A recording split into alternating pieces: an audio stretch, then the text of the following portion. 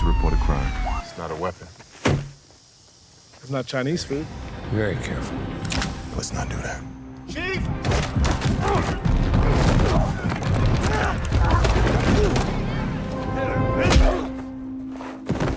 A quiet morning unfolds in a small Louisiana town. Terry Richmond, a black man, rides his bicycle toward the courthouse, hoping to handle a legal matter for his family. But peace turns to chaos in an instant. A police car races up behind him and crashes into his bike, slamming him to the ground.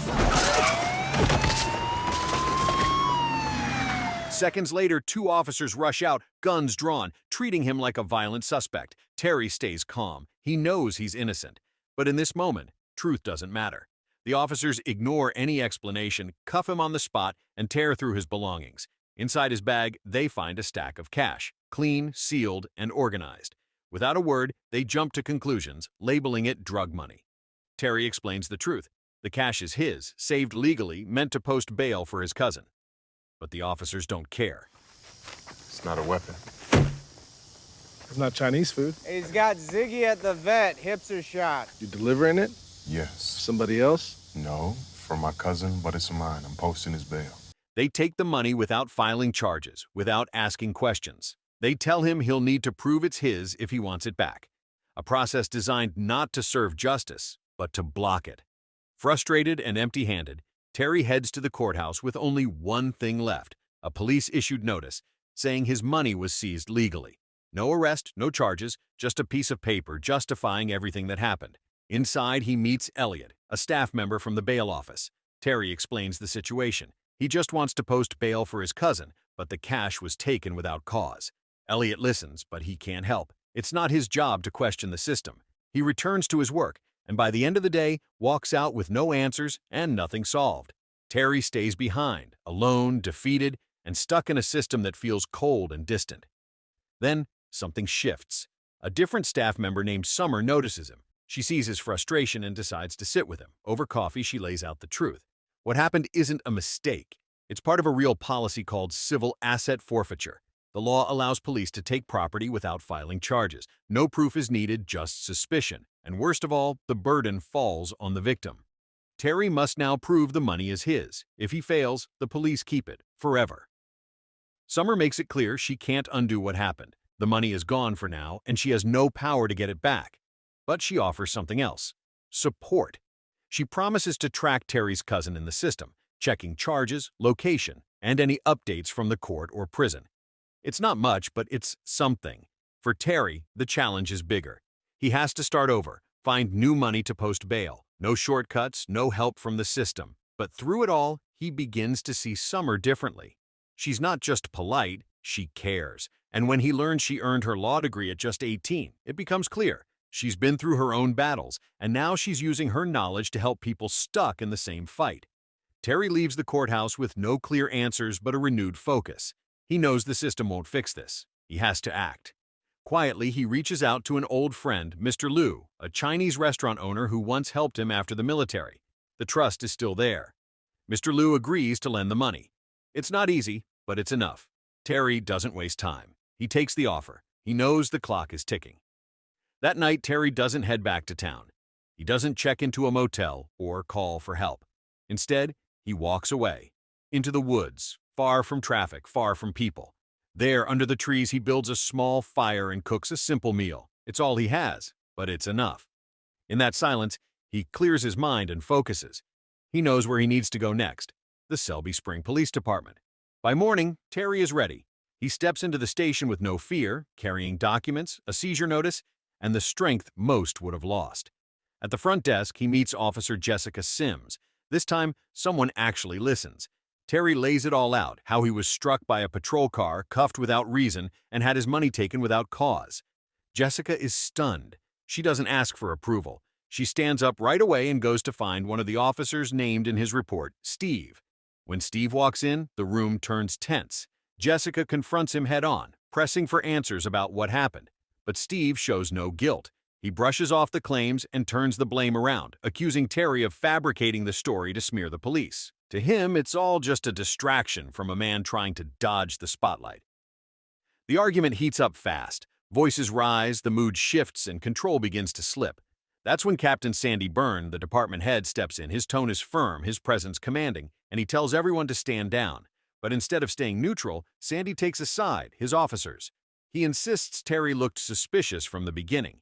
He claims Terry tried to run, and that alone gave the officers reason to act. In Sandy's view, the case is closed. If anything, Terry is lucky charges weren't filed. Terry sees where this is heading. He knows fighting harder could only make things worse. So he shifts his approach. He offers a compromise. Let the department keep most of the money, but return $10,000. Just enough to bail out his cousin and move forward. As part of the deal, Terry handed over detailed legal documents about his cousin, hoping it would be enough to satisfy the department's need for control. Captain Sandy took a moment, then agreed. The arrangement was set. That night, Terry didn't seek comfort or shelter. He returned to the same quiet forest on the edge of town. There, he built a small fire under the trees. Its soft glow pushed back the night air. Alone, he sat and stared at the police seizure report, the paper he'd carried through every confrontation. Then, without hesitation, he ripped it apart and dropped the pieces into the flames. Each shred turned to ash. It wasn't just anger. It was a clear decision. The system he had trusted had failed him, and now he had to find his own way. By morning, Terry returned to the station.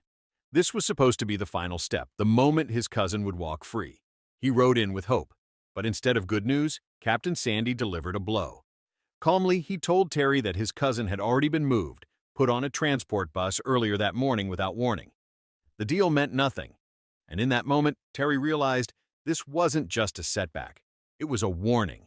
The system had never planned to let him win. This was the beginning of something much deeper. This was Rebel Ridge. Terry stood still, holding back the storm inside. Everything he had done, every step, every compromise had led to nothing. Without wasting a second, he got back on his bike. He didn't have a plan, just a purpose. He pedaled hard through the city, chasing the one thing that mattered: the transport bus carrying his cousin. Time was running out. Terry took a risk, veering off the main road and cutting through the forest. It was a gamble, but it worked. At the end of a dirt path, he finally caught sight of the bus. For a brief moment, he was close enough to see his cousin, close enough to make a promise. He would find a way to bring him back. That was all he could give, his word. But that hope collapsed just as fast. Hey, Mike! Is this a jailbreak? I'm posting bail. You gotta request protected custody. Stay low, all right? Soon after, Terry called Mr. Liu, ready to finish the bail process. Instead, he was hit with devastating news. Mr. Liu's restaurant had been raided. Police had traced the money back to Terry, led by Sandy and his team. Just like that, the last support Terry had was destroyed. Stunned, Terry stood in the street with nowhere left to go. The money was gone. His promise now hung in the air, broken before it could be kept. For the first time, he felt truly trapped. Every exit had been sealed shut. With nothing else left, he went back to the courthouse, the only place that had shown him any sign of fairness. There, he found Summer, the one person who had ever truly listened. Terry laid it all out, the full story. He had followed every step, turned over the money in good faith, and watched it all fall apart at the hands of a system designed to twist the rules. The police had played their game, and he had been the target. Summer listened closely. She understood his anger, but her power was limited. She couldn't undo court orders or confront the department directly. Still, something in the paperwork caught her attention, something others had ignored. The charges against Terry's cousin were small, minor offenses, nothing that should have led to such heavy detention. It didn't make sense. The deeper Summer looked, the clearer it became. This wasn't just a mistake. It was part of something bigger, a pattern, a system that seemed built to trap people like Terry and his cousin, all for someone else's gain. She couldn't fight it head-on, but she wouldn't stay quiet either. Summer handed him key court documents, tools he could use for his next move. And behind the scenes, she began working in secret, reaching out to trusted sources to raise new bail funds through safe and legal means. Meanwhile, the officers who once saw Terry as just another problem started looking into his past. What they found shook them. Terry was no ordinary man. He was a former instructor in the United States Marine Corps. His record was spotless. He had trained elite units, led tactical exercises, and earned a strong reputation for discipline and leadership. That revelation changed everything. The man they thought could be pushed around turned out to be far more capable than they expected. Terry wasn't just strong, he was trained, sharp-minded, disciplined, a former Marine Corps instructor who understood structure, tactics, and how to respond under pressure. Suddenly, this wasn't a routine case anymore. They were dealing with someone who knew how the system worked and how to fight it. Soon after, Terry returned to the station. But this time, the atmosphere had shifted. Officers who once dismissed him now watched him carefully. The room was tense, but two men weren't backing down, Steve and Captain Sandy. They didn't see Terry's background as a threat. To them, he was just a trainer. No combat record, no real experience in their eyes. Fueled by pride, Sandy stepped forward. He wasn't there to talk. He was there to reestablish control. With the full weight of his rank behind him, he made it clear he saw Terry's earlier offer to settle as a direct challenge, not just to procedure, but to his authority. For Sandy, this wasn't about rules or justice anymore.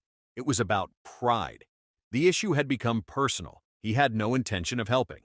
Terry wasn't just a case, he was now the enemy. Even after learning about Terry's military background, Sandy wasn't worried. In his mind, Terry was just a trainer, someone who taught others but never faced real danger himself. That made him easy to dismiss, or so Sandy thought. Then everything changed.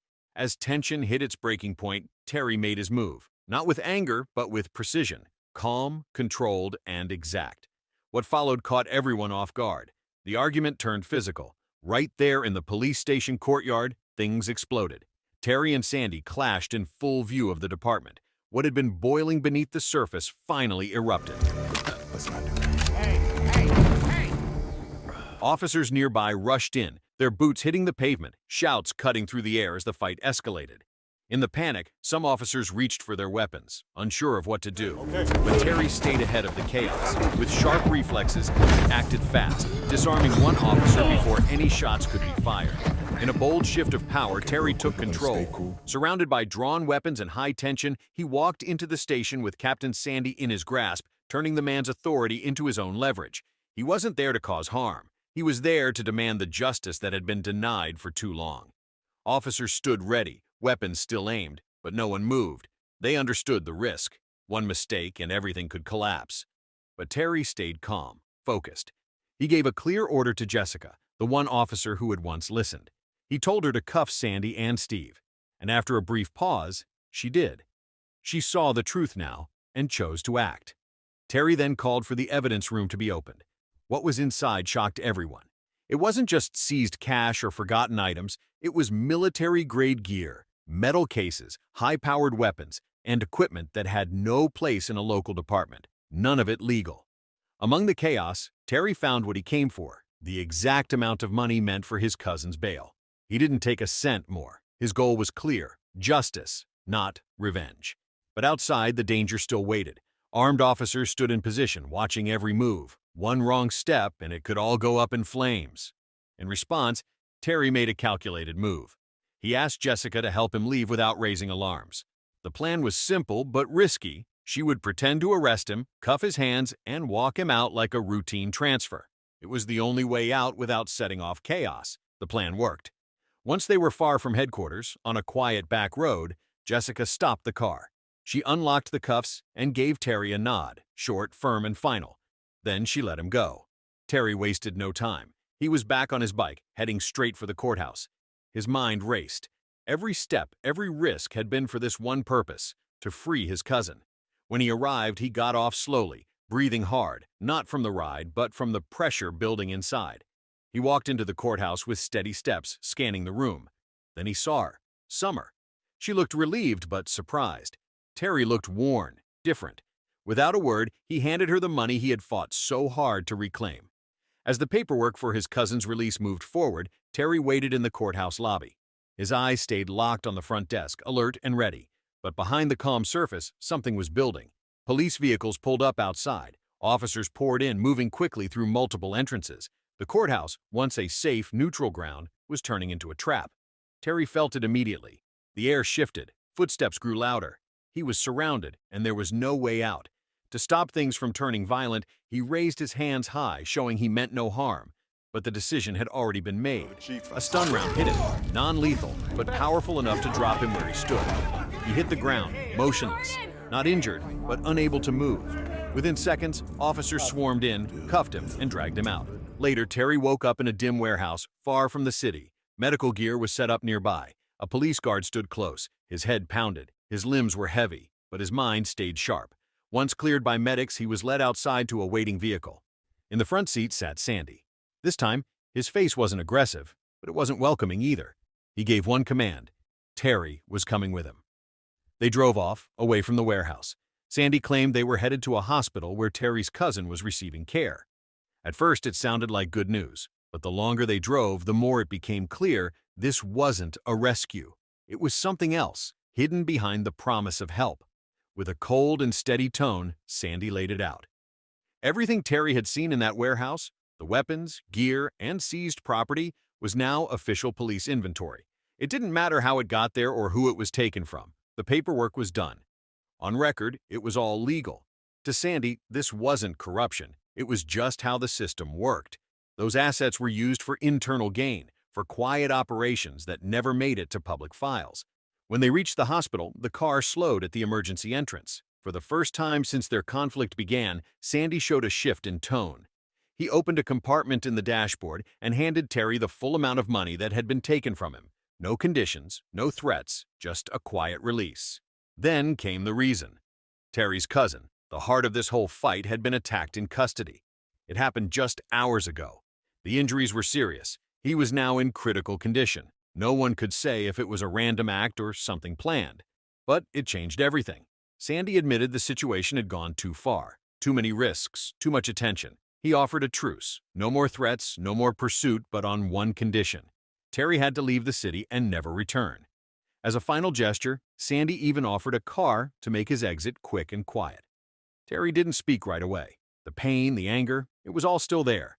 But he knew the truth. There was nothing left to fight for here. The deal wasn't perfect, but it was the only door still open. He accepted. Before leaving, he had one stop to make, the ICU. He had come to this city for one reason, his cousin, the only family he had. At the hospital, a nurse approached Terry with a grave look. She told him the truth. His cousin's condition was critical. The injuries were too severe. There was almost no chance of survival. Time was running out. Terry was given one last chance to say goodbye. Inside the ICU, surrounded by the steady sound of machines, Terry stood beside the bed. His cousin was unconscious, kept alive only by life support. Terry said nothing. He just reached out, held his cousin's hand, and lowered his head. The man who had stayed strong through everything finally let the pain show. When it was over, he stepped out of the room slowly, each step heavier than the last. Summer was waiting outside. She didn't speak. She simply gestured to the car. Terry got in. They left the hospital in silence. No words were needed. The moment said enough. Summer drove slowly, giving him space.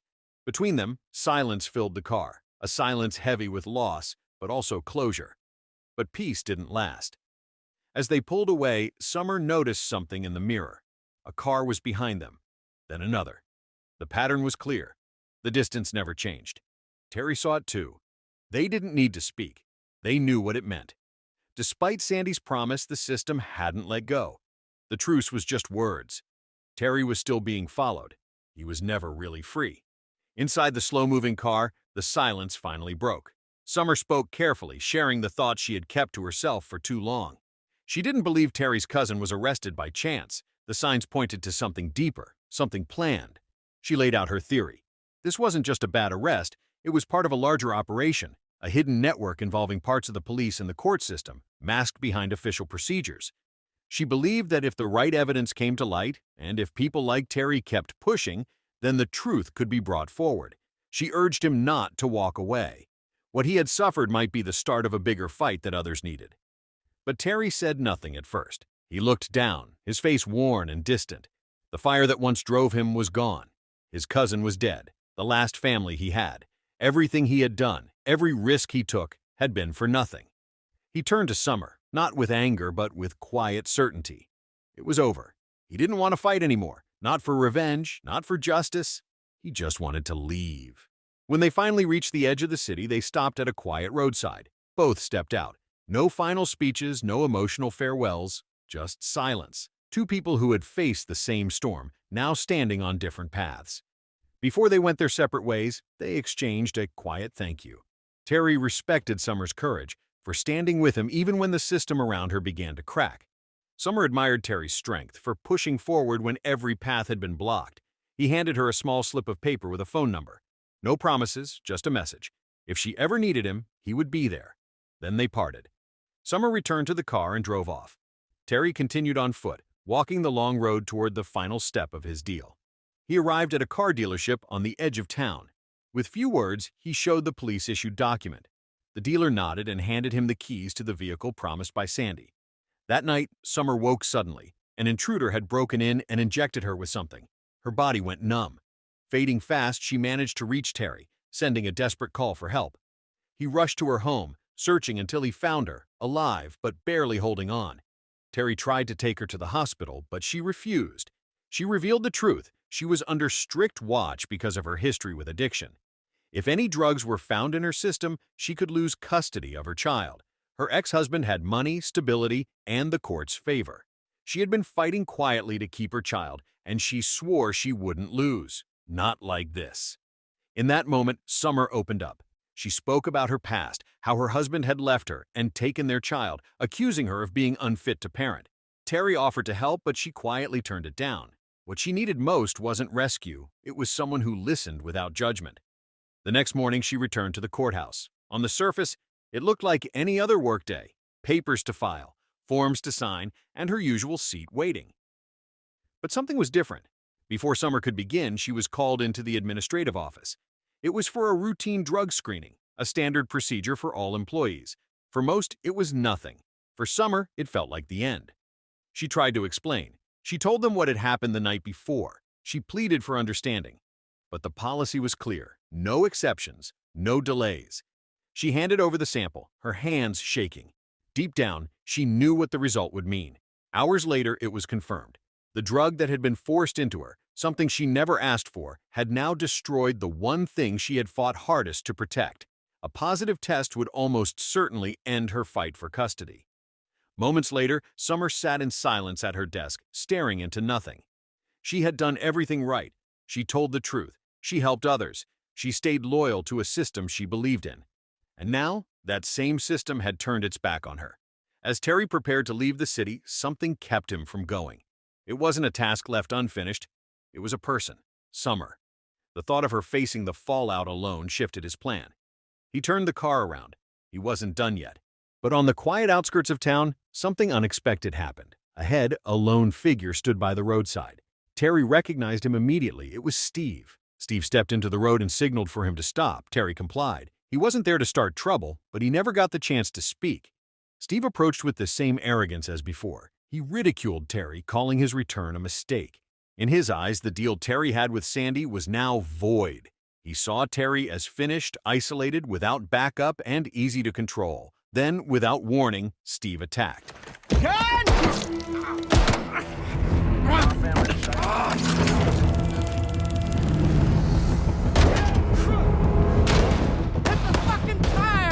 Not long after, Terry was spotted leaving his car beneath an old bridge on the edge of town. He ditched the vehicle to stay out of sight, moving carefully, step by step. He reached for his phone and called Summer. He didn't explain much, just said he needed to meet. She agreed. They chose a remote location known only to them, far from the courthouse, far from anyone watching. At the courthouse, the atmosphere began to shift. A senior official, previously uninvolved, came across something troubling. While going through internal files and surveillance logs, he uncovered a pattern that didn't add up. At the center of it was Elliot, the seemingly harmless staff member from the bail office. But the records told a different story. It turned out Elliot, along with several others, had been secretly working with the police. They passed along confidential information, altered documents, and helped hide key evidence from oversight.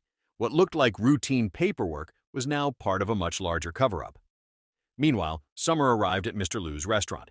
She was quietly led to a back room where Terry was recovering from his injuries. Once patched up, the two of them sat down for a private talk. Terry wondered about the one thing that troubled him most. After all the chaos, fights, exposure, and missing evidence, he couldn't understand why the police never sent a full team to arrest him. The silence didn't make sense. Summer gave a theory, clear, simple, and unsettling. The police weren't staying quiet because they had lost interest. They were covering their tracks. The last thing they wanted was outside attention. No media, no federal eyes on the city. By keeping everything quiet, the corrupt officials stayed in control. They controlled the story, decided who took the blame, and most importantly, kept their illegal operations running without outside eyes. Summer was certain Terry's case wasn't the first. It was part of a larger system built to trap, pressure, and exploit people, all under the cover of law and order. Hearing this, Terry knew what had to be done. Their last chance to reveal the truth was likely in the courthouse surveillance system, footage that could prove everything. With his cousin gone and nothing left to protect, Terry made his choice. He would stop running. He was ready to fight. They moved quickly. Terry and Summer prepared for what came next. They removed the license plates from their car, a small but critical step to stay off the radar. Soon after, they reached Elliot's office. The man who had once seemed harmless was now a target for answers. Terry and Summer spoke calmly, but their questions were direct and serious. They wanted to know who gave the orders, where the missing files were, and how far the cover-up went. Elliot had no answers. Elliot's face was tight with fear, his hands unsteady. He tried to speak, but his voice cracked and failed. He didn't deny anything. He didn't fight back.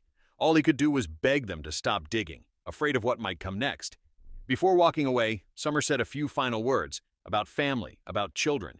She asked Elliot how he'd feel if this had happened to someone he cared about. That question hung in the air. Then, just as they turned to leave, his voice broke through the silence. Crushed by guilt, Elliot finally gave in. He knew staying quiet would only protect the wrong people and cause more harm. With a shaky voice, he gave them something real, a lead.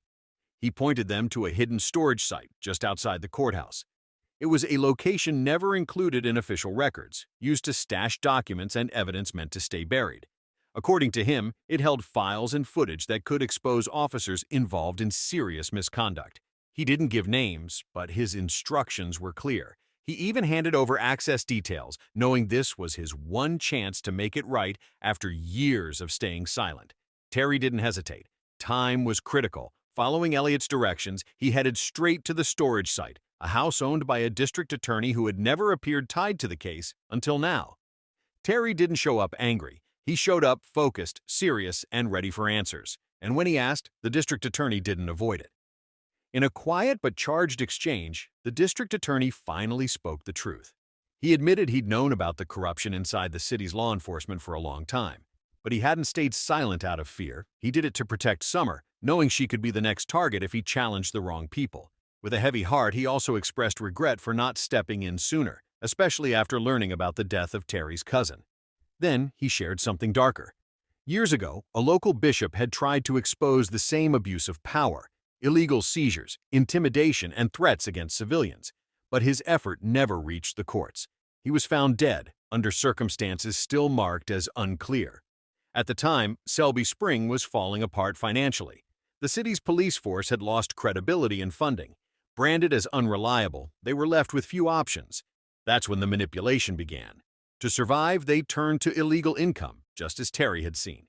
Every cover-up, every silenced case was done to protect their grip on the city and avoid exposure beyond its borders. Hearing all this, Summer started connecting the dots. One detail came rushing back, something solid, something that couldn't be erased, the surveillance footage from inside the courthouse. If it was still stored on the system, it could be the key to everything, real evidence that couldn't be denied. But before they could act, the mood changed. The attorney, once steady despite the weight of his confession, began to weaken. His face lost color. His words slowed. And just as he began another sentence, he collapsed mid-thought. Terry and Summer knew something was wrong. On the desk, they spotted a pill bottle, likely triggered by guilt or hopelessness. They acted fast. Terry called for emergency services, relaying the location and the attorney's condition. Summer stayed beside him, keeping him conscious until help arrived. That night changed Summer. All the doubt was gone. The past few days had stripped away any sense of neutrality. She made her choice. She wasn't just watching, she was part of the fight. Side by side with Terry, she headed to the place Elliot had mentioned, a hidden storage room buried beneath the courthouse where evidence no one was supposed to see had been kept out of sight. They moved through the basement corridors with caution. The air was still, but the tension was real. If there was anything left to find, this was their last shot. But when they reached the storage room, it was already too late. A group of plainclothes officers stood inside, prepared and fully equipped. In the center of the room, a fire had already been set. Flames crept across shelves stacked with old files, burning fast. Terry didn't hesitate. He grabbed a bottle of coconut water from his bag, something he had brought for the trip, and dumped it straight onto the flames.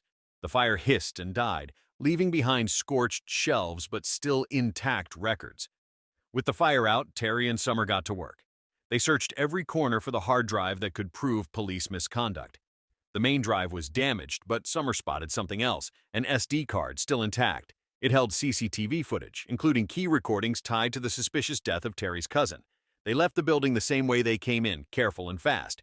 Before leaving, they destroyed the rest of the evidence, erasing signs of their presence. Just as they were about to leave the area, Summer froze. She remembered one critical detail. The urine test sample that could protect her from losing custody of her child was still inside the courthouse lab refrigerator.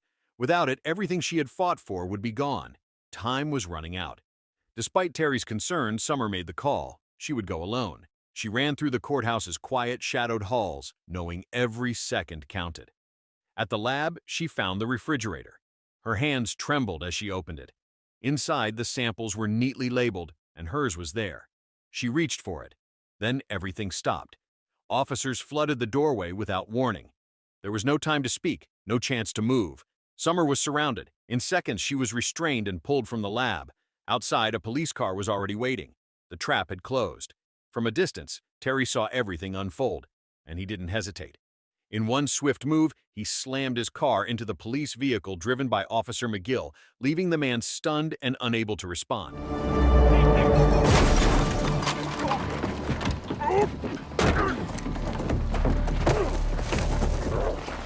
Terry rushed in, urgently looking for answers. He needed to know where they had taken Summer. Shaken, McGill pulled out his phone and called another officer. Terry grabbed it and spoke directly. He made an offer. He'd hand over the SD card in exchange for Summer's release. The police agreed, but on one condition. The exchange had to happen at a remote site called Rebel Ridge. The next morning, the atmosphere at Rebel Ridge was cold and still. Tension hung heavy in the air. Along a narrow, rocky path, police vehicles were parked in formation. Armed officers stood at attention, eyes sharp, waiting. Among the cars, one was different. In the back seat, Summer sat, restrained and silent. After a long night of interrogation, she was weak and disoriented. No one told her what was coming. All she knew was that her fate now rested on what happened next. Then came the sound of an engine. A black car crept toward the meeting point, kicking up dust. Every officer turned to look. Hands moved closer to weapons. Radios buzzed with short, tense commands. They were sure the driver was Terry. At the same time, Terry made a direct call to Sandy, who was still inside police headquarters with Jessica. His voice was calm but firm. He reminded Sandy that since leaving the military, he had never used violence. But that was about to change. This time, he was going after every corrupt officer involved, and Sandy was on that list. He warned him to get ready, because what was coming wouldn't be expected. Back at Rebel Ridge, Lieutenant Marston approached the newly arrived police vehicle near the cliffside. He moved cautiously, while his team stayed alert, weapons ready, eyes locked on the car they believed held Terry. Then, the door opened, and the situation flipped. There was no one in the front seat. In the back, they found McGill, tied up, mouth taped, drenched in sweat. His eyes were wide with panic, trying to speak, but no sound came. Marston instantly saw the truth. They'd been tricked.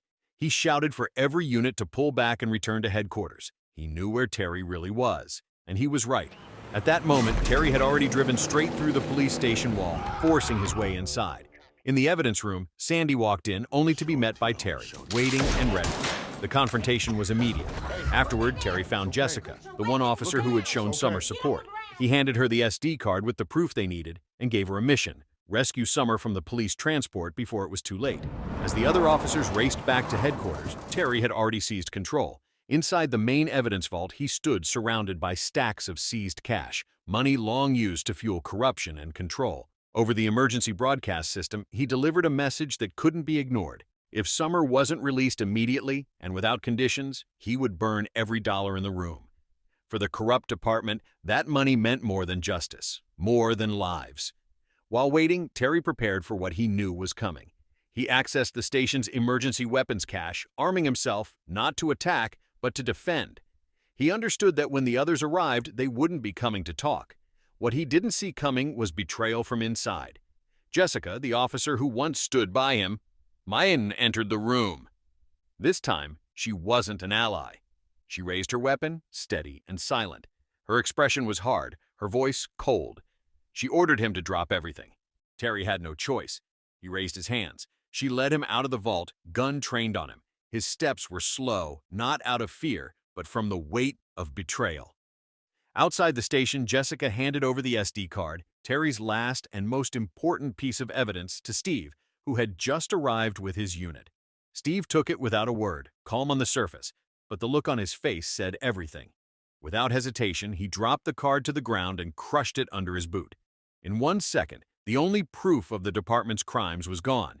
Steve then turned to Terry, face full of mockery. With cruel satisfaction, he revealed the final blow. Summer hadn't just fallen ill. She had been injected with a lethal dose on purpose by their own officers. The goal had always been to silence her. Terry stood frozen. No reaction, no words, but the look in his eyes said it all. Everything he had fought for, evidence, truth, justice, was destroyed in front of him, all of it gone. Steve, convinced the fight was over, stepped closer with his pistol raised. No intention to arrest, no plan to hold back. This was going to end with a bullet. He pointed the gun at Terry's head, ready to finish it. But just before he could fire, a voice cut through the tension. Lieutenant Marston stepped forward, weapon drawn and aimed at Steve. Everything stopped. Silence took over. Marston spoke firmly. Enough was enough. This wasn't about stopping a threat anymore. It was about covering tracks with murder. Killing Terry now would turn the entire department into a symbol of corruption that no one could hide. Then, from behind the crowd, Sandy appeared, and without warning, shot Marston in the leg. As Sandy tried to regroup his team, Jessica acted without drawing attention. In a quiet moment, she gave Terry a chance to run. With no time to think, Terry grabbed his gear and dove out of the ambush zone. Gunfire exploded around him. The standoff turned into a full-scale shootout. Bullets tore through the air, hitting concrete, slamming into patrol cars, and lighting fires in their wake. Terry moved fast, slipping through cover, dodging flames and debris. He only fired when he had no choice, just enough to break through and keep moving. Amid the chaos, Marston, now fighting on Terry's side, revealed that Summer might still survive. A patrol car nearby held emergency medical supplies. He also activated the vehicle's dashcam, capturing every shot fired, clear proof of the department's crimes. Terry pushed forward, taking down the last of the corrupt officers.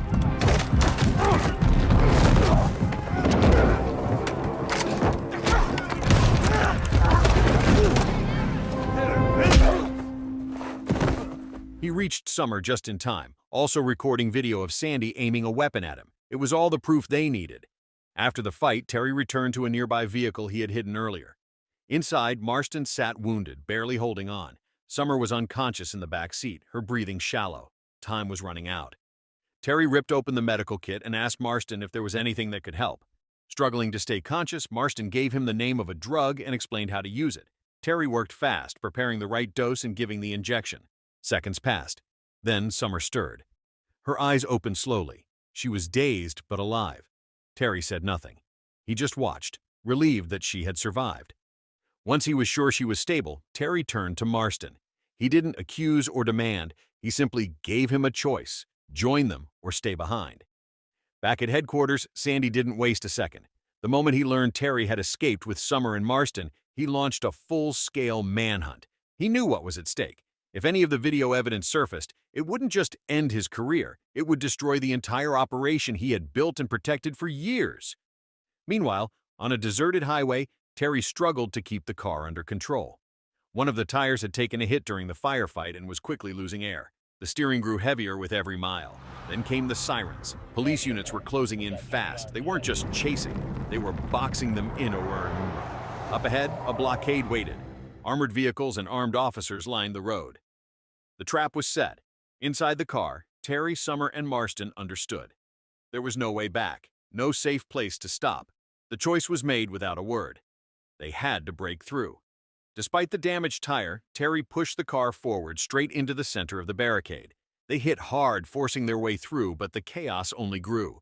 Police units closed in from every side, and the car was barely holding together. Then, something unexpected happened. From the opposite direction, another vehicle appeared, moving fast. It smashed into a police cruiser blocking the road. The crash ripped open a narrow gap in the blockade, just wide enough for Terry to get through. Behind the wheel of the rescue vehicle was Jessica, returning with full clarity about where she stood. Her bold move came at the right moment, giving Terry, Summer, and Marston the chance they needed. Without delay, they followed her off the main road and onto a narrow, less traveled route. Time was almost gone when they reached an emergency clinic. Medical staff rushed in, taking Summer into treatment while Terry stood outside the room, tense and silent. He didn't know if she'd make it, but one thing was certain: his fight wasn't finished. Not long after, Terry went to the back of the vehicle they had used to get there.